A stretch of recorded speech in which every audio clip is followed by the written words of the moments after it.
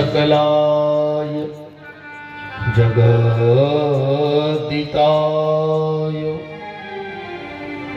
नागाननाय श्रुतियज्ञ विभूषिताय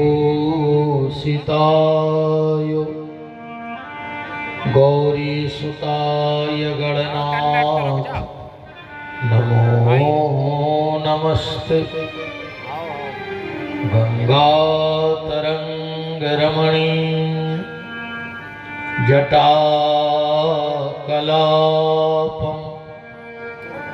गौरी निरंतर विभूषित वामभागं नारायण प्रियमनंगमदापहारं वाराणसीपुरपतिं भज विश्वनाथ। रामो राजमणि सदा विजयते रामं रमेशं भजे। रामेण बहता निशाचरचमुं रामाय तस्मै नमः। अंजनानंदनं वीरं जानकी शोकनाशनं कपीसमक्षहन्तारं वन्दे लंकाभयंकरं। काहू को भरोसो गणेश शेष शारदा को, काहू को भरोसो महादेव ब्रह्म ज्ञानी को, काहू को भरोसो गंगा यमुना लक्ष्मी को, काहू को भरोसो सिंहवाहिनी भवानी को। आस तो लगी है प्रभु करना ना निराश हमें, हमको तो भरोसो हनुमान अष्टध्यानी को। जय जय रानी राधिके जय जय नवल किशोर, जय गोपी चितचोर प्रभु जय जय माखन चोर। भगति भक्त भगवंत गुरु चतुर नाम बपुए, तिनके पद वंदन किए नासत विघ्न अनेक। पुनि प्रभु मोहि न विसारियो, चाहे लाख लोग मिल जाएं, हमसे तुमको बहुत है तुमसे हमको नाय। काहू के धन धाम है काहू के परिवार, साथी के प्रभु सांवरे जीवन प्राण आधार। सीतानाथ समारंभा रामानंदाचार्य मध्यमाम्, अस्मदाचार्य पर्यन्तं वन्दे श्री गुरु परंपरा। जय रघुनंदन जय सिया राम, जय रघुनंदन जय सिया राम, जय रघुनंदन जय सिया राम, जय रघुनंदन जय सिया राम। जानकी वल्लभ सीता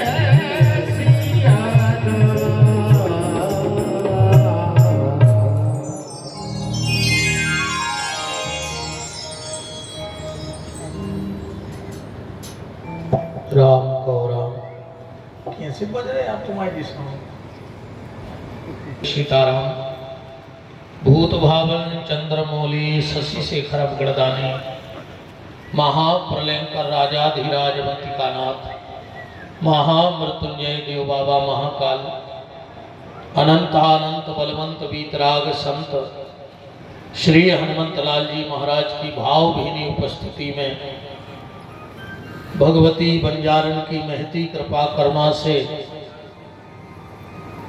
और गौ माता की विशेष विशेष अति विशेष कृपा का फल जो 7 दिवसीय श्रीमद् भागवत कथा के इस दिव्य भव्य आयोजन में समागत श्रोता भक्त वृंद मातृशक्ति भारत वाटिका के नवनिहाल नव पल्लवित कर्णाधार पुष्प प्यारे प्यारे से बाल गोपाल सनातन धर्म ध्वजा को लेकर के नित्य प्रति अपने कर्म पथ पर अग्रसर होने वाले समस्त संत ब्राह्मणों के श्री चरणों में दास का कोटि कोटि नमन और वंदन। मंचस्थ विराजे हुए आचार्य वृंद, संगीतक बंधु और गौ माता की विशेष कृपा का फल समस्त हमारे गौशाला पीठ परिवार के सभी यजमान बंधु, उनकी गृह स्वामिनिया, उनका परिवार, प्रेमी परिजन परिचित सुहृद संबंधी ही बंधु बांधवजन, समस्त दूर दराज क्षेत्रों से पधारे हुए प्यारे प्यारे से रस रसिक श्रोता भक्त वृंद, सबको भगवत भाव से हमारे राम आपके हृदय में बैठे राम को प्रणाम करते हैं और आप सबको आज प्रथम दिवस की जय श्री सीताराम। परम श्रद्धेय पूजपाद सदगुरु चरणारविंद महंत श्री 108 श्री राम मनोहर दास जी पूज्य दद्दाजी महाराज के चरणों में नमन बंदन प्रणाम करते हुए परम श्रद्धेय पूजपाद महंत श्री अनंत विभूषित श्री राम अनुग्रह दास जी छोटे सरकार फतेहपुर अजय धाम और विशेष कृपा हम सब पे आज हुई, जो दर्शन का सौभाग्य हम सबको प्राप्त हुआ और हमारे इस गौशाला का मान बढ़ गया। ऐसे परम श्रद्धेय पूज्य चरण महामंडलेश्वर पूज्य श्री कंप्यूटर बाबा जी के श्री चरणों में दास का सब यजमानों की तरफ से, हमारे परिवार की तरफ से आपके चरणों में कोट शा नमन बंदन प्रणाम है। समस्त इस कार्यक्रम के व्यवस्थापक और इस कार्यक्रम के इस वर्ष के आयोजक, हमारा सब कुछ और हमारे लिए सब कुछ, हमारी दुनिया, हमारे छोटे भैया आचार्य श्री नवीन बिहारी जी स्वामी जी और सभी पहली बार आज ईमानदारी से हाथ पांव कांप रहे हैं कथा बोलने में। इतनी खुशी है भीतर, इतनी खुशी है कि हम व्यक्त नहीं कर सकते अपने भीतर से। कल तक सुबह तक लोग हमसे कह रहे थे महाराज जी शायद ही है 2-5 यजमान आ जाए, तो होली को त्योहार है, चैत लगो है, आप इतनी व्यवस्था बना रहे हो, शायद ही है को आ जाए। पर जब कल रात्रि से आप लोगों का आना हुआ तो ऐसा लगा कि हम बता नहीं सकते हैं। मैं आप सबको हृदय से नमन करता हूं, आप सबके प्रेम के लिए, आप सबके स्नेह के लिए। तो आप सब इतने व्यस्ततम समय में, वास्तव में अगर कहा जाए तो भी मिट्टी का आदमी नहीं मिल रहा, इतना काम लगा है। और आज एक शब्द भीतर नहीं बन रहा है, मन नहीं हो, कहां से कथा प्रारंभ करें, समझ में कुछ नहीं आ रहा है। बस आपको हृदय से धन्यवाद देता हूं और माता बंजारन, हनुमान जी और ये संतों के चरणों की कृपा का अगर आशीर्वाद मिले तो गौशाला में कह रहा हूं सब छूट जाए, आप लोगों का साथ न छूटे कभी हमसे, सब छूट जाए, मान सम्मान धन दौलत हम दोनों भाइयों पर आप सबका प्रेम और स्नेह बस ऐसे ही बनाए रखना। फिर मैं घमंड से कहूंगा कि मैं दुनिया का सबसे धनी आदमी बैठा हूं, सबसे धनी आदमी हम दोनों भाई हैं। इन 7 दिन में हम लोग कोशिश करेंगे कि हम भगवान से जुड़े, जुड़ तो गए हो, साथ भगवान का हो गया है, अब संग की जरूरत है। साथ में और संग में बड़ा अंतर होता है। भगवान के साथ आप लोग हो, पर अब हमारी कामना है भगवान आपके साथ होकर घरे चले जाएं, आप लोगों के साथ जब यहां से विदा होकर जाओ। मैं गौ माता से प्रार्थना करता हूं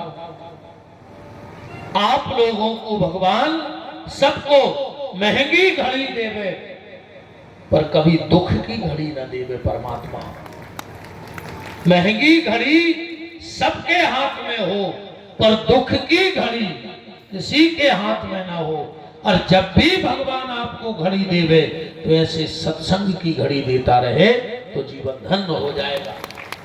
भगवान से एक प्रार्थना आप लोग भी करना कि प्रभु आप मिलो, बिल्कुल ना मिलो, आप मिलो, बिल्कुल ना मिलो, बस आपकी कथा और आपका कीर्तन मिलता रहे तो आप ज्यादा दूर हमसे नहीं रह पाओगे। भगवान की कथा और भगवान का कीर्तन अगर मिलता रहे तो गारंटी है भगवान को आपको ढूंढना नहीं पड़ेगा, भगवान आपको ढूंढते हुए आपके घर चले आएंगे। और फिर गोधाम में बैठ करके कथा सुनने का फल अनंत गुना हो जाता है। ये सब हमारे आचार्य बैठे हैं, घर में भजन करोगे 1 गुना फल है, घर में भजन करने से 1 गुना फल, बाग बगीचा में भजन करने से जहां खूब पेड़ पौधे लगे हों और वहां बैठ के भजन करने का 10 गुना फल है। किसी तीर्थ के तट पर बैठकर भजन करने का 100 गुना फल है, 100 गुना फल है। भगवान शिव के सामने बैठकर भजन करने का 1000 गुना फल है। अगर आप अपने गुरु मंत्र को, अपने इष्ट के मंत्र को अगर शिव जी के सामने किसी शिवालय में बैठ के भजन करते हो तो 1000 गुना फल है। पर अगर किसी गौशाला में बैठकर जहां 1 गैया बंध जाए, जहां 1 गाय बंधी हो, वहां लाख गुना फल है। और फिर गौपीठ में बैठ के भजन करने का अनंत गुना फल प्राप्त होता है, अनंत गुना फल। आपके पास पैसा है, बहुत अच्छी बात है, भगवान ने आपको पैसा दिया है, बहुत अच्छी बात है, आप भाग्यशाली हो। अगर ठाकुर जी ने आपको पैसा दिया है तो आप भाग्यशाली हो। और पैसे के साथ अगर स्वस्थ दिया है, पैसा सब कुछ नहीं है। हम इस बार कोशिश करेंगे, और ये हमारी जीवन की पहली कथा होगी जिसमें हमारे मुंह से कोई तीखा शब्द नहीं निकलेगा, कोई तीखी वाणी का प्रयोग नहीं होगा। जो हमें जानते हैं, हमें सुनते हैं, सबको पता है कि हम सीधी बात कभी मंच से बोलते नहीं हैं। पर ये कथा सुधारने के लिए नहीं है, ये कथा तो परमात्मा से मिलने के लिए है। हमें समाज को थोड़ी सुधारना है 7 दिन। हमें कोशिश ये करना है कि जब यह आत्मा इस 5 भौतिक शरीर को छोड़ के जाए तो संसार में ना भटके, सीधे परमात्मा के चरणों में लीन हो जाए। इस बार ईमानदारी से कथा मिलेगी आप लोगों को, क्योंकि हम कभी कथा बहुत कम बोलते हैं, बहुत कम। हम तो कथा में से बिथा निकाल के लोगों तक पहुंचाउत हैं। परिवार तुम्हें सार सार मिले, एक भी शब्द तीखो न निकर है। कोशिश कर है, एक आध दिन तो निकर ही है, स्वभाव खराब है, पर हम कोशिश कर हैं। अगर आपके पास पैसा है, आप भाग्यशाली हो। पैसे के साथ अगर स्वस्थ है तो आप सौभाग्यशाली हो। पर पैसा और स्वस्थ ही सब कुछ नहीं है। पैसा है तो भाग्यशाली हो, स्वस्थ है तो सौभाग्यशाली हो। और इन दोनों के साथ अगर सत्संग है तो आपसे बड़ा भाग्यशाली दुनिया में कोई पैदा नहीं हुआ है। क्योंकि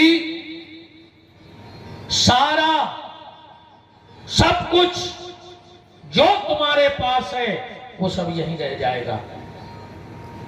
जो तुम्हारे पास है ये तन भी यहीं रह जाएगा, ये मकान भी यहीं रह जाएगा। पर जो नाम तुम्हारे द्वारा लिया जाएगा वो तुम्हारे साथ जाएगा। इसलिए जीवन में भगवान का नाम लेते रहना, कोशिश करना इस जेहवा से भगवान का नाम हो। 2 काम करने हैं तुम्हें। दुनिया में कोई ताकत ऐसी नहीं जो तुम्हें भगवान से मिलने से रोक देगा। कोई ताकत बनी ही नहीं। एक भगवान का नाम और दूसरी माँ बाप और गौ माता की सेवा। अगर गौ माता की सेवा और माँ बाप की सेवा करते हुए भजन कर रहे हो तो दुनिया में कोई ताकत नहीं जो तुम्हें ठाकुर जी से मिलने से रोक देगा। इन 7 दिन में श्रीमद् भागवत के माध्यम से हम लोग चर्चा करेंगे। आज तो हम खाली प्रारंभ कर रहे हैं, एक श्लोक पढ़ेंगे क्योंकि आज पहला दिन था। व्यवस्थाओं में निकल गया। आज अगर आप सबको कोई असुविधा हुई हो तो हम दोनों हाथ जोड़ के दोनों भाई माफी मांगते हैं।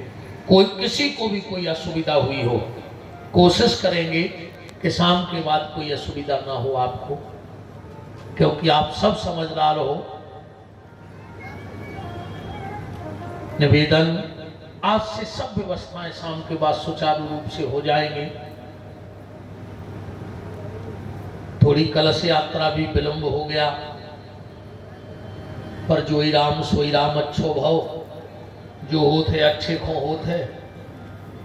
कलश यात्रा इसे विलंब करवा दी हनुमान जी ने कि महाराज जी को पधारने तो।